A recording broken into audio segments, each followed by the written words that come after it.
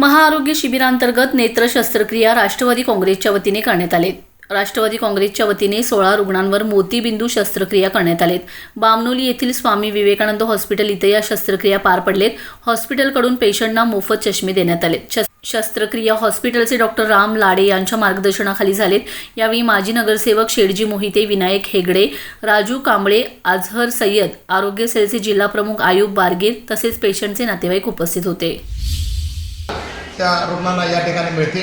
अशा हॉस्पिटलमध्ये आज आपण कायमस्वरूपी एक डोळ्याचं ऑपरेशन करणे, कुठलेही आजार असते त्या आजारासंदर्भात या ठिकाणी मोफत असं ऑपरेशन या ठिकाणी करण्यात येते।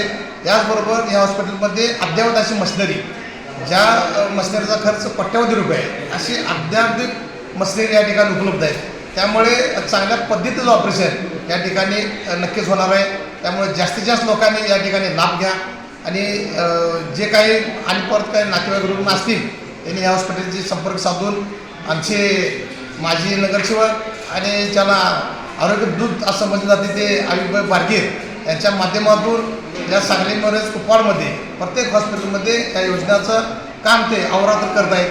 आज याने त्याने कुपवाडमध्ये येऊन सुद्धा आज या स्वामी विवेकानंद हॉस्पिटलमध्ये सुद्धा डोळ्याच्या ऑपरेशनची सुविधा करून डॉक्टरचे संबंध ठेवून इतर लोकांना चांगलं आवाहन करून या ठिकाणी चांगली सुविधा नागरिकांसाठी करून दिल्या आहेत। इथून प्रचारकामध्ये आयुबाई बारगीर यांच्या माध्यमातून असते आमचे नेते आदरणीय जयंत पाटील यांच्या वाढदिवसानिमित्त आणि कुठले मोठमोठे जर आजार असतील त्यामध्ये जर काय आढळले या हॉस्पिटलमध्ये ते आजारसुद्धा मोफत करण्याची सुविधा या आमच्या माध्यमातून राष्ट्रवादी काँग्रेस पार्टीच्या माध्यमातून करण्यात येईल।